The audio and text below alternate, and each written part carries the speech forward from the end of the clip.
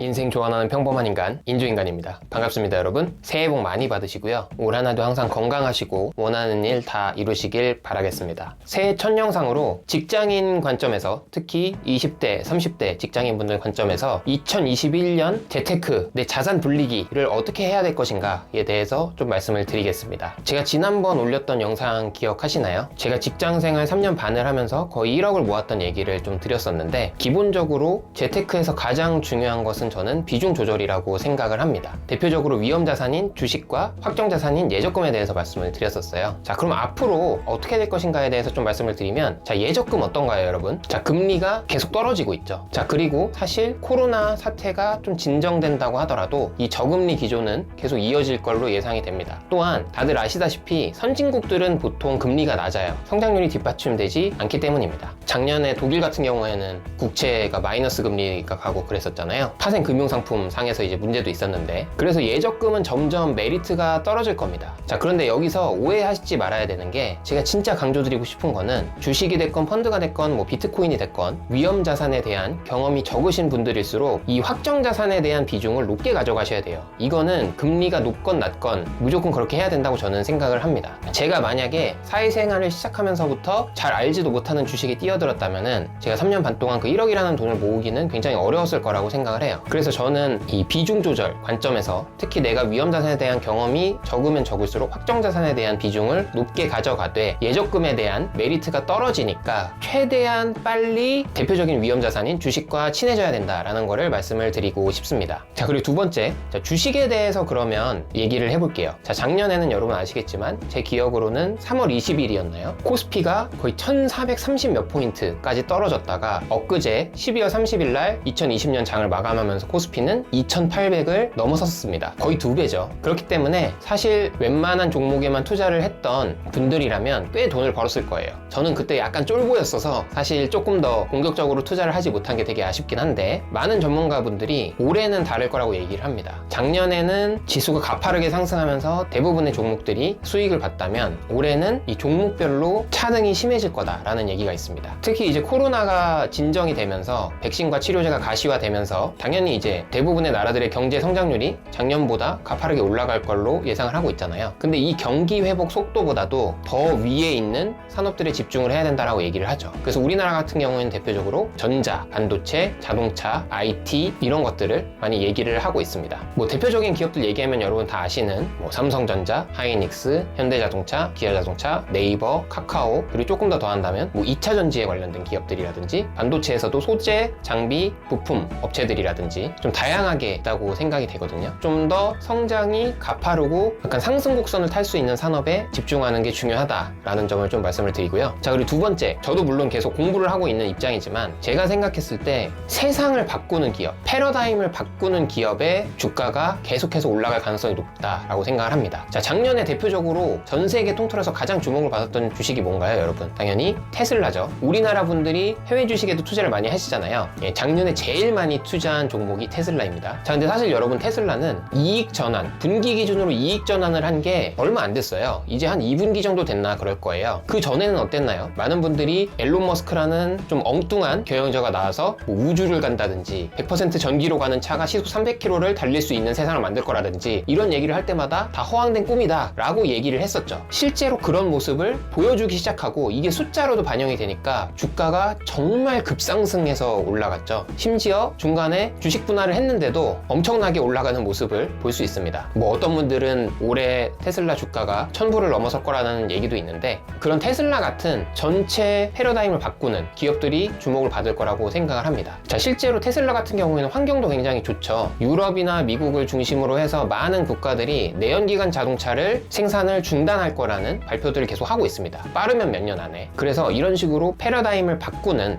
기업들을 찾아서 공부하는 것도 되게 중요하다고 생각을 합니다. 한국에서는 바이오 같은 곳들이 있겠고요. 그리고 뭐 IT와 관련된 뭐 금융이라든지 이런 산업에도 저는 굉장히 큰 잠재력이 있다고 생각을 합니다. 자, 그럼 마지막으로 주식과 친해지려면 어떻게 해야 되느냐? 저는 그래도 다행히 이 부분에서는 진짜 유튜브, 저도 유튜브를 하고 있지만 유튜브가 도움이 많이 된다고 생각을 해요. 자, 유튜브에 저 같은 경우에는 3프로TV 아시죠? 신과 함께 3프로TV의 애청자입니다. 매일매일 3프로TV를 보고요. 그리고 3프로TV가 좋은 건 컨텐츠도 다양한데 정말 다양한 분야의 다양한 전문가들이 나와서 쪽으로 쏠리지 않고 스스로 공부를 하면서 나한테 맞는 걸 찾을 수 있게 도와주는 것 같아요. 그래서 3프로TV라든지 아니면은 요즘엔 아예 대형 증권사들이 예전에는 그런 큰 기관, 예를 들어서 국민연금 앞에서 하던 세미나를 온라인에서 그냥 하죠. 그것도 매주 위클리로 올리는 분들도 있고 매일 미팅하는 거를 올리는 회사들도 있습니다. 저는 그런 것들도 굉장히 많이 도움이 된다고 생각을 해요. 그래서 정보의 접근성 자체가 굉장히 좋아졌기 때문에 저는 뭐 여러 가지를 한 번에 하라고 말씀드리는 거는 좀 아닌 것 같고, 그 중에 여러분이 하나를 정해서 뭐 유튜브 한 채널이라든지 아니면 책을 하나 파본다든지 그렇게 하나를 정해서 조금씩 친해지는 거를 추천을 드립니다. 그리고 말씀드렸듯이 주식은 무조건 내가 알기 좋은, 내가 알기 쉬운 종목부터 투자를 하는 게 맞다라고 말씀을 드립니다. 오늘의 한마디입니다. 2021년 모두 부자 되시길 바랍니다. 오늘은 여기까지 하겠습니다. 인주인간이었습니다. 차오.